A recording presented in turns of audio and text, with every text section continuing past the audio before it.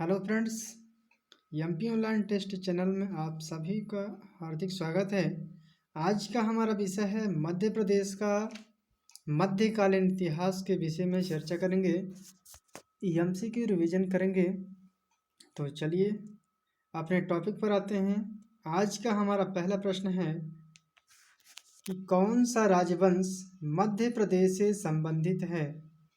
हमें देखना है कि हमारे मध्य प्रदेश के अंतर्गत कौन कौन से राजवंशों ने अपना सत्ता यहाँ पर जमाया हुआ था। तो पहला हमारा आ जाता है कलचुरी वंश है, इसके बाद प्रतिहार वंश है, चालुक्य वंश है या काकतीय वंश है। तो फ्रेंड्स इसका राइट आंसर है ऑप्शन नंबर ए, कलचुरी वंश। हमारे मध्य प्रदेश के अंतर्गत कलचुरी राजवंश ने यहाँ पर शासन किया हुआ था। अगले हमारे आ जाते हैं, दूसरा प्रश्न है कि रानी दुर्गावती संबंधित है। इनको बताना है कि ये किन क्षेत्र से शासन कर रही थी, रीवा से या फिर ग्वालियर से, पटना से या फिर जबलपुर से। तो यहाँ हमारा राइट आंसर है फ्रेंड्स ऑप्शन नंबर डी है, जबलपुर से। रानी दुर्गावती जो हैं यह जबलपुर डिस्ट्रिक्ट से शासन कर रही थे। अगला प्रश्न है कि किस राजवंश ने भारत को प्रसिद्ध खजुराहों के मंदिर दिए हैं। परमार हैं या फिर मौर्य हैं, चंदेल हैं, उल्कर हैं। तो इस प्रश्न का हमने पिछले वीडियो में भी चर्चा किया था। तो यहाँ हमारा राइट आंसर है ऑप्शन नंबर सी है, चंदेल वंश। चंदेल वंश जो कि खजुराहो में प्रसिद्ध है। खजुराहो जो कि करीब बुंदेलखंड क्षेत्र के अंतर्गत यहाँ पर आ जाता है। ऑप्शन नंबर हमारा सी आ जाएगा। अगला प्रश्न है मंडला। मंडला की राजधानी, यहाँ पर बताना है कि मंडला जो राजधानी थी वहाँ पर किस वंश के राजाओं ने शासन कर रहे थे। सिंधिया ने या फिर होलकर हैं, गोंड हैं या कि परमार हैं। तो यहाँ पर हमारा राइट आंसर है ऑप्शन नंबर सी है, गोंड वंश। मंडला में जो कि गोंड वंश की शासन चल रही थी। अगला प्रश्न है हमारा कि भारत में इंग्लैंड का कौन सा दूत जहांगीर के पीछे अजमेर से मांडू तक आया है। ऑप्शन ये है कि क्लाइव हैं, टॉमस रो हैं, लॉर्ड एस्टर हैं या फिर क्लाइव हैं। तो इसका राइट आंसर है फ्रेंड्स ऑप्शन नंबर बी है, टॉमस रो जो हैं भारत में इंग्लैंड का राजदूत के रूप में जहांगीर के शासनकाल में वह भारत आ जाते हैं। और भारत कहाँ पर आते हैं, हमारे मध्य प्रदेश के अंतर्गत मांडू में आ जाते हैं। अगला प्रश्न है कि राजा भोज ने शासन कहाँ पर किया था। ये बहुत ही प्रसिद्ध राजा हैं जो कि हमारे मध्य प्रदेश से संबंधित हैं। देख लेते हैं इनका कौन सा प्रश्न है कि ये बस्तर पर थे, धार हैं, महाकौशल या उज्जैन।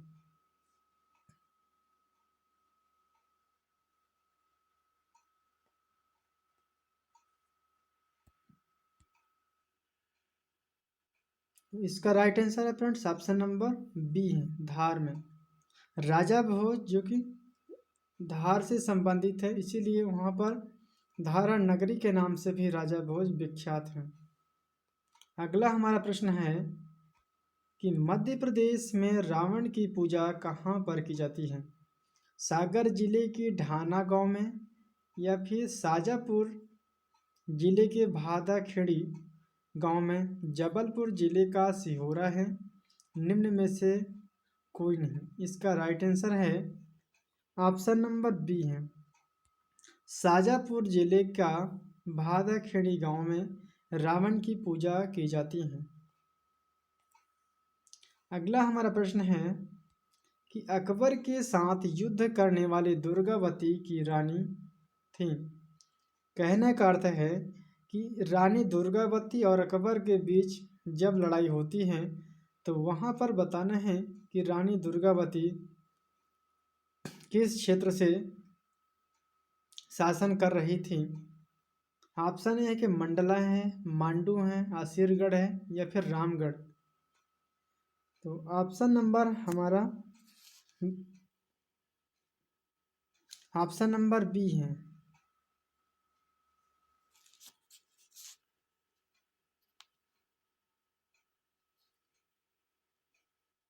सॉरी, ऑप्शन हमें करेक्ट लगता है, इसका ऑप्शन होना चाहिए रामगढ़। रामगढ़ नहीं, यहाँ पर मंडला होना चाहिए, ऑप्शन नंबर ए होना चाहिए, क्योंकि गोंड वंश की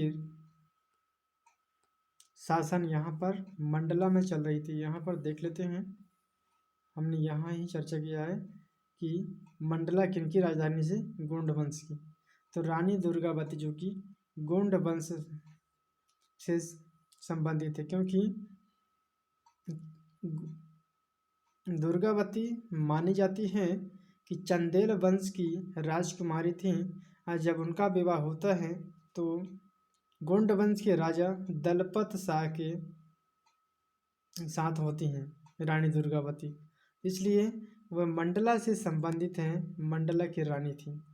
ऑप्शन नंबर ए है इसका राइट आंसर है। गुजरी महल किसने बनवाया था? राजा सूरज सेन ने, या मान सिंह ने, तेज करण सिंह ने, या फिर अकबर ने। तो नौमा का राइट आंसर है ऑप्शन नंबर बी है, राजा मान सिंह ने। गुजरी महल जो है, राजा मान सिंह ने अपनी प्रेमिका यानी गुजरी महल बनवाया था। अगला प्रश्न है कि कालिदास किसके शासनकाल में थे? ये बहुत ही प्रसिद्ध कवि हैं, इन्हें बताना है कि किनके शासनकाल में कवि थे। समुद्रगुप्त हैं, या अशोक महान हैं, चंद्रगुप्त प्रथम हैं, या फिर चंद्रगुप्त द्वितीय हैं। तो कालिदास जो हैं चंद्रगुप्त द्वितीय के शासनकाल में कवि थे। इसका right answer option number D हो जाएगा। अगला प्रश्न है, किस वंश ने ओरछा को बुंदेलखंड की राजधानी बनाया था? ऑप्शन है बुंदेला है, चंदेल है, या फिर मुगल है, सिंधिया है। इसका राइट आंसर है ऑप्शन नंबर ए माना जाता है, बुंदेला। 12वां प्रश्न है कि इनमें से कौन परमार वंश का शासक नहीं था? उपेंद्र हैं, मुंच हैं, या गांगे हैं, उदयादित्य हैं।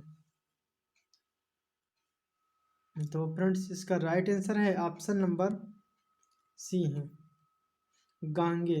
बाकी 3 शासक जो कि परमार वंश से संबंधित हैं, उपेंद्र हैं, मुंच हैं, उदयादित्य, ये तीनों परमार वंश से संबंधित नहीं हैं। और सॉरी, ये परमार वंश से संबंधित, यहाँ पर प्रश्न क्या बताया है कि इनमें से कौन परमार वंश का शासक नहीं है? तो गांगेय जो कि ये परमार वंश से संबंधित नहीं है। बाकी 3 राजा परमार वंश से हैं, उपेंद्र हैं, मुंज हैं और उदयादित्य हैं। अगला प्रश्न है कि इतिहासकार अबुल फजल का कत्ल किया था। यहाँ जानकारी किनके माध्यम से मिल रही है? ऑप्शन है हेमू ने दिया था, बैरम खान है, उदय सिंह ने, या फिर बीर सिंह देव बुंदेला ने। तो इसका राइट आंसर है ऑप्शन नंबर डी हो जाएगा इसका राइट आंसर, बीर सिंह देव बुंदेला ने इसके बारे में इतिहास को बताया है। अगला प्रश्न है कि आल्हा उदल संबंधित हैं चंदेरी से, या फिर विदिशा से, महोबा से, पन्ना से। तो इस प्रश्न को तो सभी लोगों को पता है, इसका राइट आंसर महोबा ही होगा।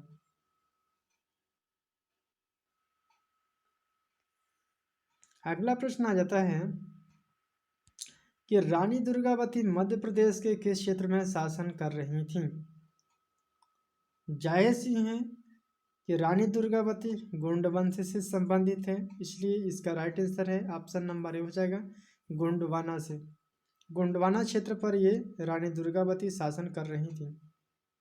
अगला प्रश्न है मांडू निम्नलिखित में से किससे संबंधित हैं? जीवाजी राव हैं, रानी रूपमती हैं, या फिर अलाउद्दीन खां हैं, झलकारी बाई हैं।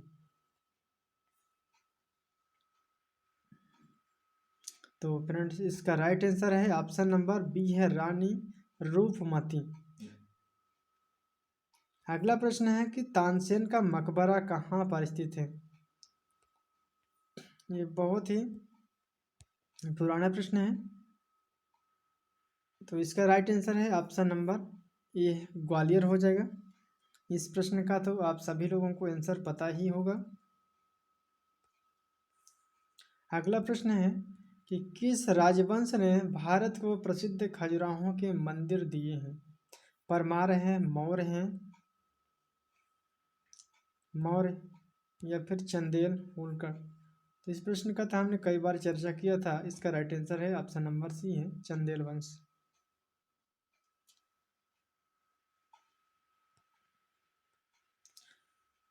अगला प्रश्न है हमारा कि भोपाल की पहाड़ी महिला शासक का नाम बताइए।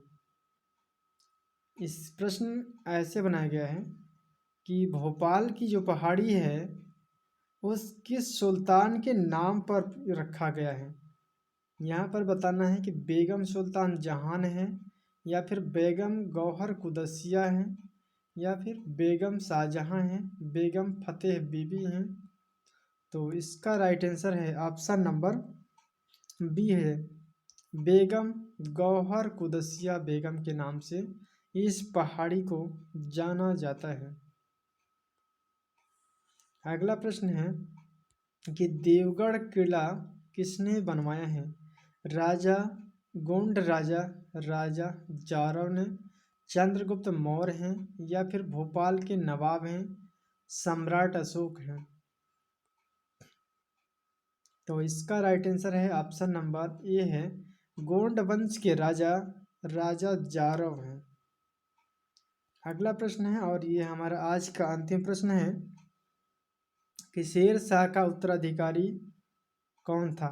सुजात खां हैं, इस्लाम शाह हैं, फिरोज शाह, या फिर मोहम्मद शाह आदिल हैं। तो इसका राइट आंसर है ऑप्शन नंबर बी इस्लाम शाह। तो फ्रेंड्स आज का हम वीडियो यहीं पर एंड करते हैं। फिर हम नेक्स्ट वीडियो में आधुनिक काल के इतिहास के बारे में चर्चा करेंगे। तो ये कैसा लगा आज का लेक्चर कमेंट बॉक्स में नीचे कमेंट करके ज़रूर बताएं। Thank you. फिर मिलेंगे अगले वीडियो में। Thank you so much. जय हिंद, जय भारत।